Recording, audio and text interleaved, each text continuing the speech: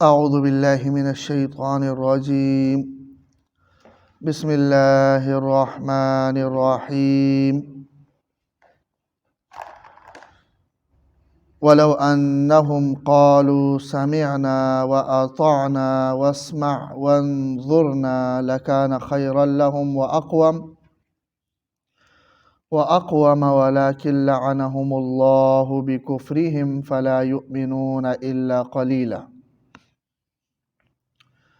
ولو انہم قالوا، اور اگر یہ لوگ کہتے سمعنا و اطعنا، سمعنا و اطعنا کہتے، اسمع کہتے، وانظرنا کہتے۔ سمعنا و اطعنا ہم نے سن لیا اور ہم نے مان لیا۔ اسمع آپ سن لیجئے، انظرنا ہماری طرف توجہ کیجئے۔ یعنی اس سے پہلے جو الفاظ یہ بطور طنز و تشنیع کے استعمال کیا کرتے تھے، سمعنا و عصینا کہتے تھے، تو سمعنا و عصینا کی جگہ سمعنا و اطعنا کہتے، اور اسمع غیر مسمعن کی جگہ صرف اسمع کہہ دیتے، راعنا کی جگہ انظرنا کہہ دیتے، کہ یہ الفاظ اپنے معنی میں واضح ہیں اور ذو معنی الفاظ نہیں ہیں۔ تو اگر یہ کہہ دیتے جس میں کسی طعن کا اور کسی تحقیر کا شائبہ ہی نہ ہوتا، لکان خیرا لہم، تو یہ ان کے لیے بہتر ہوتا، واقوم، اور زیادہ درست ہوتا، اس لیے کہ اس میں کوئی شائبہ نہیں ہے طعن کا۔ لیکن انہوں نے ایسا نہیں کرنا، بلکہ انہوں نے اپنی ان حرکتوں میں ہی مگن رہنا ہے اور اس طعن و تحقیر والے جملوں کا ہی استعمال کرنا ہے، اس لیے کہ وَلَٰكِن لَعَنَهُمُ اللَّهُ، اللہ نے ان پر لعنت کی ہے۔ لعنت کا معنی ہے رحمت سے دوری، کہ اللہ نے انہیں اپنی رحمت سے دور کر دیا ہے۔ بِكُفْرِهِمْ، یہ رحمت سے دور کر دیا ہے تو کسی کے دل میں یہ سوال پیدا نہ ہو کہ جب اللہ نے ان پر لعنت کی ہے اور اللہ نے انہیں اپنی رحمت سے یعنی اپنی اطاعت سے دور کر دیا ہے تو اس میں ان کا کیا قصور ہے؟ تو فرما رہے کہ یہ رحمت سے دوری ان کے اعمال کی وجہ سے، رحمت سے دوری ان کے اپنے اختیار کی وجہ سے۔ وَلَٰكِن لَعَنَهُمُ اللَّهُ، لیکن اللہ نے ان پر لعنت کی ہے، بِكُفْرِهِمْ، ان کے کفر کے بسبب، کہ انہوں نے خود کفر کیا اور خود نافرمانی کی اور خود حق کے ماننے سے انکار کیا، جو سبب بنا ان کی لعنت کا۔ فَلَا يُؤْمِنُونَ إِلَّا قَلِيلًا، وہ ایمان نہیں لاتے مگر بہت تھوڑے۔ یہود میں سے اکثریت ایمان نہیں لائی، یا تو وہ یہودی رہے علی الاعلان یا وہ منافقین رہے۔ منافقین یہ صرف یہود میں سے تھے، مشرکین میں سے کوئی نہیں تھا، نصارہ میں سے کوئی نہیں تھا، یہود میں سے تھے یہ سارے۔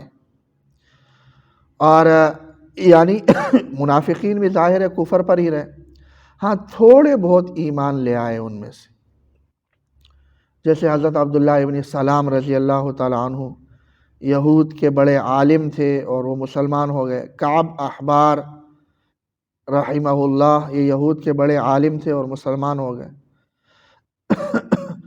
تو ان کے کفر اور ان بدعمالیوں کی وجہ سے اللہ نے انہیں اپنی رحمت سے دور کر دیا۔ انسان گناہ جتنے زیادہ کرتا ہے اتنے ہی وہ اللہ کی رحمت سے اور اللہ کی فرمان برداری سے دور ہوتا ہے، اور اتنی ہی نیکیاں اسے بوجھ لگنے لگتی ہے اور عبادت اس کے لیے ایک بوجھ نظر آتی ہے۔ جتنا انسان نافرمانیاں کرتا ہے وہ گناہ کرتا ہے. جیسا کہ ایک حدیث کا مفہوم ہے کہ انسان جب ایک بار گناہ کرتا ہے تو اس کے دل پہ ایک سیاہ نقطہ لگ جاتا ہے. اگر وہ توبہ کر لے تو نقطہ مٹ جاتا ہے، دل دوبارہ صاف ہو جاتا ہے اس کا. توبہ نہیں کرتا، پھر گناہ کرتا ہے تو دل پہ ایک اور سیاہ نقطہ لگتا ہے. اس طرح اس کا دل مکمل سیاہ ہو جاتا ہے، یا تو حقیقی معنوں میں سیاہ ہو جاتا ہے یا روحانی اعتبار سے سیاہ ہو جاتا ہے. تو پھر اس کی حالت پھر یہ ہو جاتی ہے کہ اس کو ہر برا کام اچھا لگتا ہے اور ہر اچھا کام اسے برا لگتا ہے. تو یہ کیفیت اس کی بن جاتی ہے. تو یہ دل کی کیفیت اس نے خود اپنے اختیار سے ایسے بنا لی. یہ نہیں کہ اللہ نے اس کو مجبور کر دیا تھا کہ تو گناہ کرتا جا. نہیں، اس نے اپنے اختیار سے.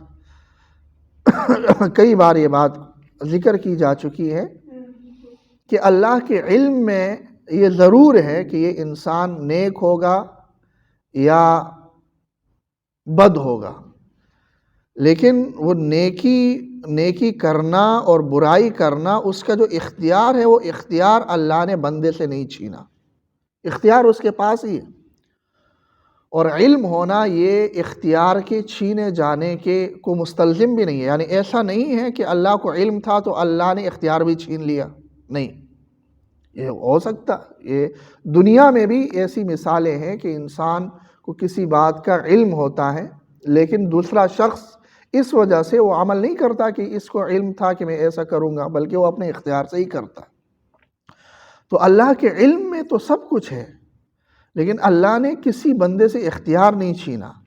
اگر اختیار کسی سے چھینا ہوتا تو پھر یہ کائنات بنانے کا کوئی جواز ہی نہیں ہوتا، جنت اور جہنم بنانے کا کوئی جواز ہی نہیں ہے، حساب کتاب کا کوئی جواز ہی نہیں ہے کہ جب میں نے بغیر اپنے اختیار کے ہی نیکیاں کرنی ہے تو میرا کیا کمال ہے، مجھے جنت کیوں ملے، اور اگر میں نے اپنے اختیار کے بغیر ہی گناہ کرنے ہیں تو اس میں میرا کیا قصور ہے، مجھے سزا کیوں ملے. تو اس کا یہ سارا فلسفہ ہی الٹ ہو جاتا ہے اور بیکار ہو جاتا ہے. تو اس لیے انسان اگر نیکی بھی کرتا ہے اپنے اختیار سے کرتا ہے، ایمان لاتا ہے اپنے اختیار سے لاتا ہے، نیکی کرتا ہے اپنے اختیار سے کرتا ہے، کفر کرتا ہے اپنے اختیار سے کرتا ہے، گناہ کرتا ہے اپنے اختیار سے کرتا ہے. تو یہ جو بعض اوقات ہم سوچتے ہیں کہ چلیں انسان ہوں میں، گناہ کا پتلا ہوں، تو یہ گناہ میں کر لوں، چلے بعد میں توبہ کر لیتا ہوں، تو یہ بھی شیطان کا ایک جال ہوتا ہے. کیونکہ توبہ یہ نام ہے دل کی کیفیت اور دل کی پشیمانی کا. صرف زبان سے اگر میں توبہ کرتا رہوں اور دل سے پشیمانی نہیں ہے تو شرعی اعتبار سے توبہ ہے ہی نہیں. تو کیا دل کی وہ کیفیت جو پشیمانی کی کیفیت ہے یہ مجھے بعد میں حاصل ہوگی بھی یا نہیں ہوگی؟ اور عموماً ہوتا ہی یہی ہے کہ انسان جیسے ہی گناہوں میں بڑھتا جاتا ہے تو ظاہر ہے وہ گناہ پھر اسے گناہ دکھتے ہی نہیں ہیں، وہ گناہ سے وہ یوز ٹو ہو جاتا ہے اور پھر یہ کہ وہ گناہ اس کو آسان لگتا ہے. آپ دیکھ لیں کہ کئی بزرگوں کے واقعات ہم پڑھتے رہتے ہیں کہ آپ فلاں بزرگ نے کوئی یہ ایسا چھوٹا سا گناہ ہو گیا تو اس کی کیفیت یہ ہو گئی کہ وہ مطلب اس کی کیفیت ہی بدل گئی، وہ بہت زیادہ پریشان رہنے لگا. لیکن کئی لوگوں کو ہم دیکھتے ہیں بڑے بڑے گناہ کر رہے ہوتے ہیں اور ان کو کوئی فکر ہی نہیں ہوتی، خوش و خرم ہوتے ہیں، کوئی ضمیر کی ملامتی نہیں ہے. یہ وجہ یہی ہے کہ انسان جتنا گناہوں سے بچتا ہے اتنا ہی گناہ اس کو پہاڑ لگنے لگتا ہے. جتنا ہی وہ گناہوں میں زندگی گزار لیتا ہے اتنا ہی گناہ پھر اس کے لیے ایک آسان چیز لگنے لگتے ہیں. اور پھر جب کیفیت وہاں پہنچتی ہے جو رسول اللہ صلی اللہ علیہ وسلم نے بیان کی ہے کہ دل اس کا سیاہ ہو جاتا ہے کہ وہ پھر کہیں تلاوت سننے لگتا ہے تو کہتا ہے کہ میں یہاں سے نکل جاؤں کیونکہ یہ آواز مجھے بہت بھاری لگ رہی ہے اور بہت مجھے بوجھ محسوس ہو رہا ہے. ایسی کئی مثالیں ہم نے خود دیکھی ہے کہ جہاں تلاوت شروع ہو گئی اور وہ نکل گیا کہ یہ میں نہیں سن سکتا. تو اس کی وجہ یہی ہے کہ انسان کے لیے پھر نیکیاں بہت بوجھ لگنے لگتی ہے. یہ الگ بات ہے کہ انسان بعض اوقات تلاوت اس لیے نہیں سنتا کہ تلاوت کرنے والے کی آواز اچھی نہیں ہے، تو اس وجہ سے اس کو اچھی نہیں لگی. وہ یہ معنی نہیں ہے کہ اس نے تلاوت کا انکار کیا، یا نعت پڑھنے والے کی آواز اس کو اچھی نہیں لگی، یا اذان دینے والے کی آواز اس کو اچھی نہیں لگی اور فطری طور پر وہ ہے تو وہ ایک الگ معاملہ ہے. لیکن کیفیت یہ ہو جانا کہ کوئی بھی نیک شخص ان کو زہر لگتے ہیں، کوئی نیک لوگ ہوں تو نیک لوگ انہیں برے لگتے ہیں. اور جیسا کہ ہمارے معاشرے میں بھی یہ صورتیں ہیں کہ نیک لوگوں کو بعض لوگ محض ان کی نیکی کی وجہ سے، ان کے راہ راست پر ہونے کی وجہ سے ہی وہ لوگ انہیں برے لگتے ہیں.